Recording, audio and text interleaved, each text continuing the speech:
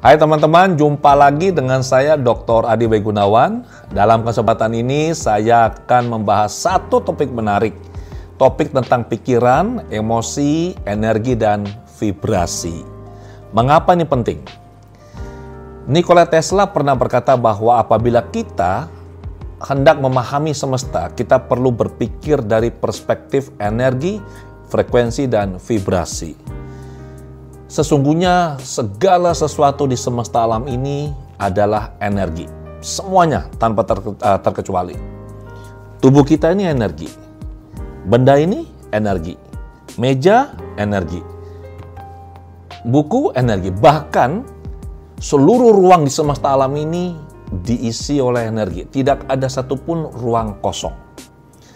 Nah, ini ada satu penelitian menarik. Harvard Institute di Amerika melakukan penelitian dan mereka mengukur medan energi kita. Dan mereka menggunakan alat yang disebut dengan squid-based magnetometer. Dengan menggunakan alat ini, mereka bisa memetakan bentuk energi tubuh manusia.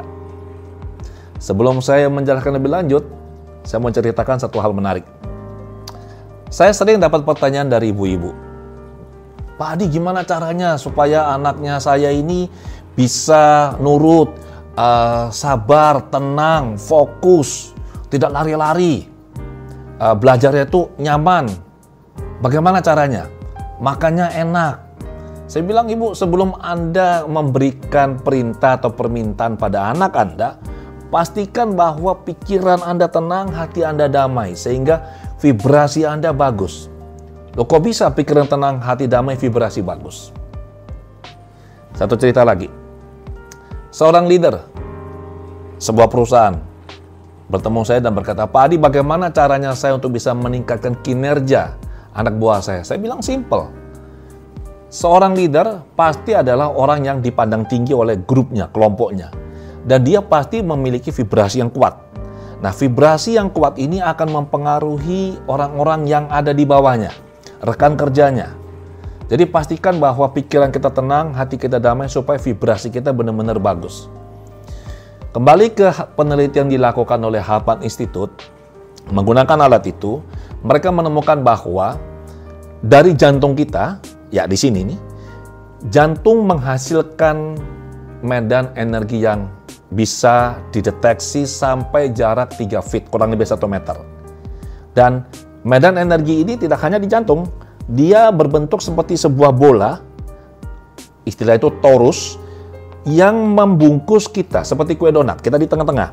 Nah, kita dibungkus oleh medan energi ini. Ini adalah medan magnet yang dihasilkan oleh jantung.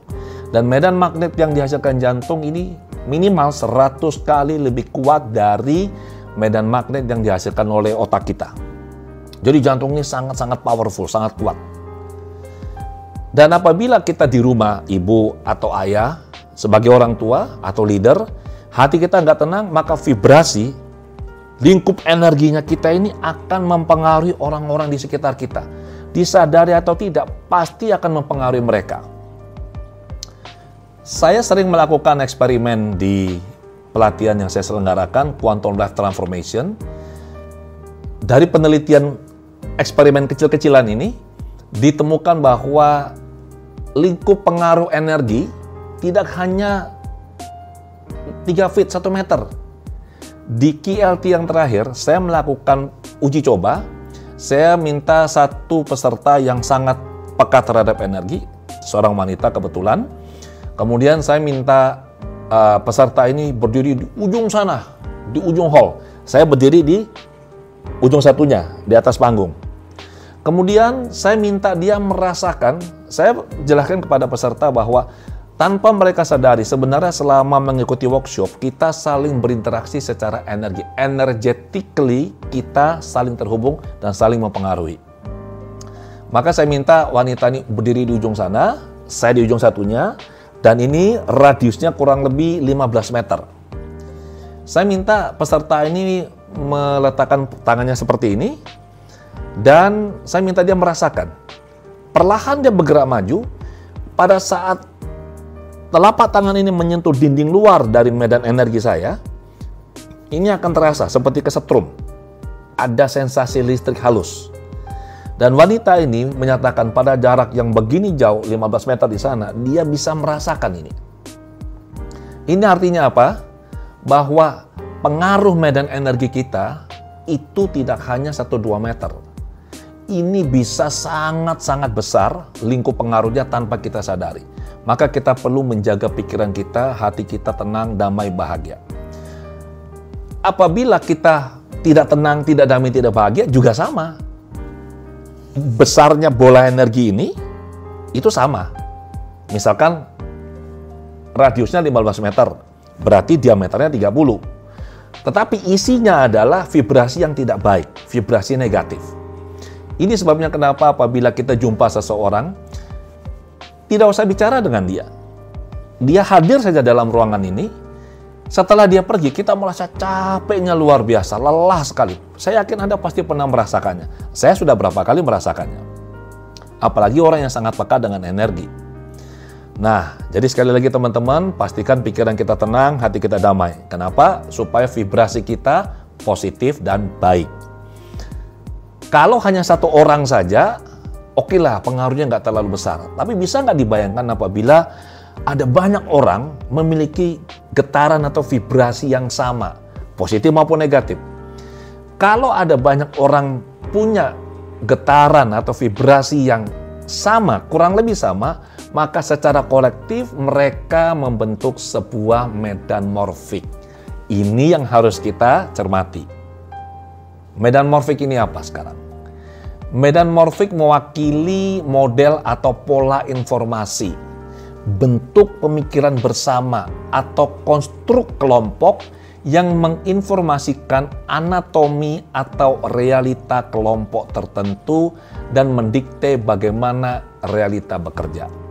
Jadi kalau 1-2 orang punya vibrasi positif atau negatif dibandingkan dengan 1000 orang yang punya vibrasi positif apa negatif, maka dampaknya akan sangat luar biasa apabila ada banyak orang dalam vibrasi yang sama. Morphic field-nya menjadi sangat kuat. Anda lihat di meja saya ini ada 2 buku. Ini sengaja saya akan tunjukkan pada Anda. Yang ini, yang putih ini adalah abstrak dan ringkasan disertasi dari David Hawkins, MD, PhD. Ini saya beli dari beliau. Judulnya adalah Qualitative and Quantitative Analysis and Calibrations of the Level of Human Consciousness. Ini, ringkasan ini berisi hasil penelitian beliau. Penelitian disertasi. Dari hasil penelitian ini ditulis ke dalam buku. Ini bukunya. Anda perlu baca buku ini buku sangat menarik ya. Judulnya adalah Power versus Force, The Hidden Determinants of Human Behavior. Yang juga sangat menarik teman-teman, di halaman 68 dan 69, David Hawkins membeberkan tentang Map of Consciousness atau peta kesadaran. Nah, apa sih peta kesadaran ini? Peta kesadaran adalah sebuah pengelompokan emosi. David Hawkins mengelompokkan emosi-emosi dan diberi suatu angka. Jadi emosi A berapa dayanya, energinya. Emosi B berapa dayanya atau energinya. Cara melihat level energi ini adalah segala sesuatu yang di atas 10 pangkat 200 itu sifatnya menguatkan, mencas kita dengan hal-hal yang baik, energi positif. Dan segala sesuatu yang di bawah 10 pangkat 200 itu sifatnya menghabiskan energi kita, draining, membuat kita lemah, membuat kita tidak bertenaga. Courage atau berani 10 pangkat 200. Emosinya apa? Penegasan atau dukungan akan sesuatu. Netral 10 pangkat 250. Ini sebenarnya adalah pasrah. Kita tidak terikat pada sesuatu. Kemauan 10 pangkat 310. Emosinya Optimisme naik lagi, penerimaan 10 pangkat 350. Lebih tinggi lagi, berpikir 10 pangkat 400. Cinta 10 pangkat 500. Ada rasa hormat yang mendalam. Kemudian bahagia 10 pangkat 540. Tenang dan hening. Damai 10 pangkat 600. Kebahagiaan yang luar biasa. Dan pencerahan 10 pangkat 700 sampai 10 pangkat 1000. Emosinya tak terlukiskan. Teman-teman perlu pahami bahwa ini eksponensial. 10 pangkat sekian. 10 pangkat 1 artinya 10. 10 pangkat 2 artinya 10 kali 10 sama dengan 100. 10 pangkat 3, 10 kali 10 kali 10 sama dengan 1000. Jadi ini luar biasa sekali. Sekarang kita lihat yang di bawah berani, di bawah 10 pangkat 200. Di bawah berani ada bangga. 10 pangkat 175. Ingat ya, segala sesuatu yang di bawah 10 pangkat 200 sifatnya drain, menghabiskan energi kita. Membuat kita lemah, membuat kita tidak berdaya. Bangga 10 pangkat 175 emosinya adalah menghina atau merendahkan sesuatu atau orang lain.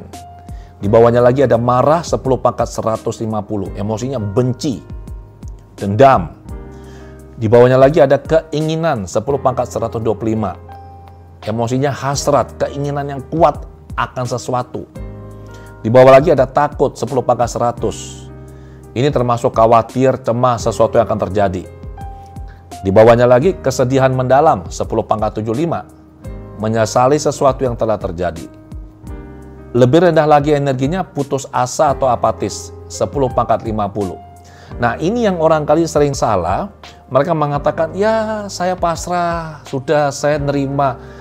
Sebenarnya mereka tidak pasrah atau tidak nerima. Mereka putus asa. Orang yang benar-benar bisa pasrah dan nerima, itu energinya sangat bagus. Di level 10, di atas 10 pangkat 200, di netralitas.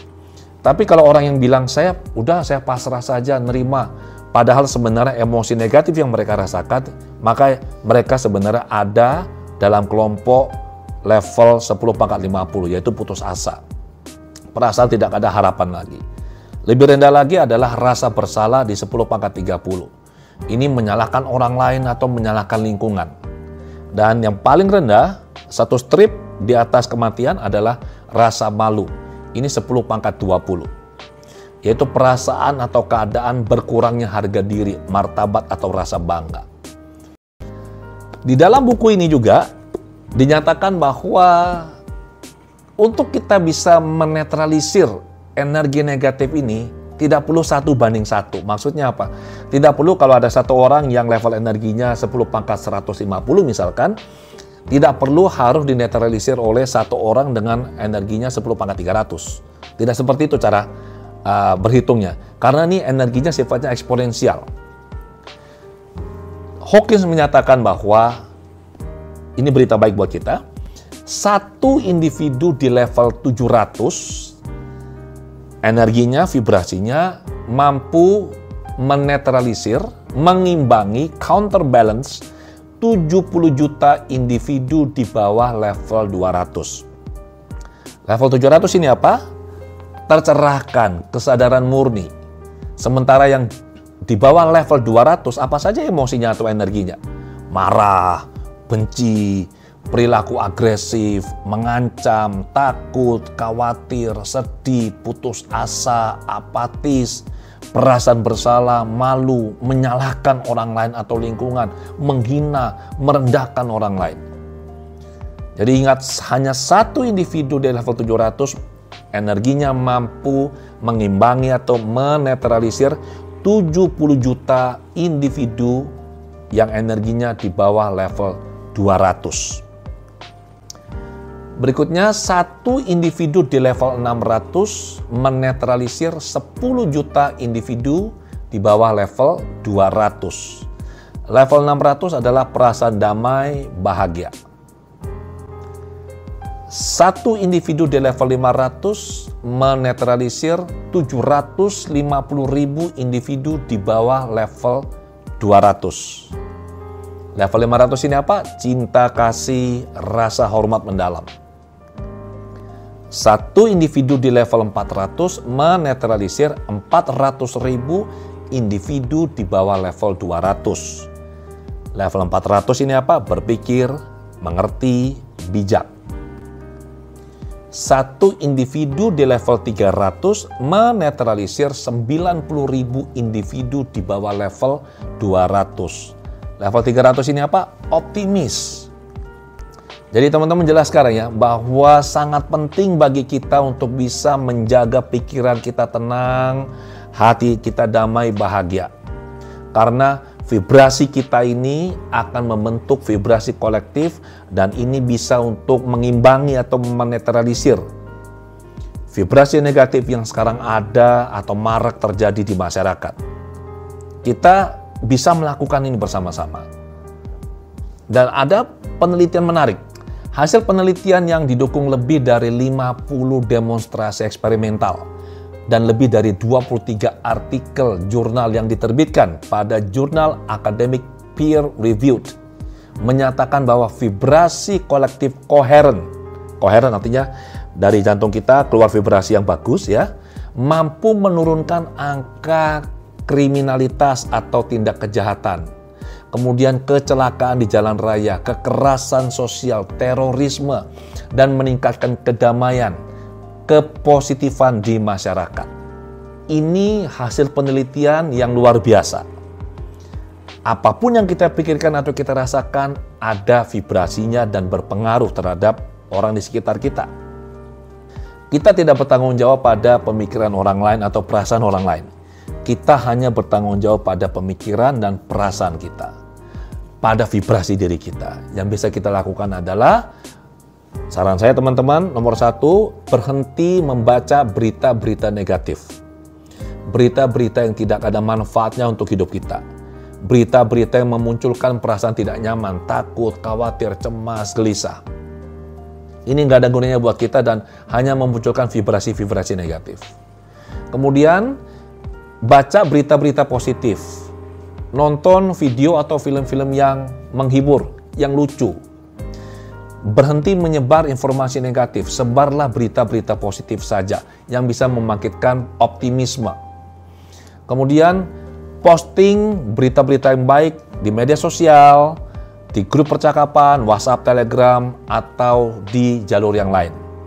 Jadi teman-teman, pastikan Anda memperhatikan benar apa yang Anda pikirkan, apa yang Anda rasakan, karena apapun yang Anda pikirkan dan rasakan ini disadari atau tidak hanya mempengaruhi diri Anda, tetapi juga mempengaruhi orang di sekitar Anda dan secara kolektif akan berpengaruh sangat besar bagi masyarakat. Demikian penjelasan saya, sampai jumpa di lain kesempatan.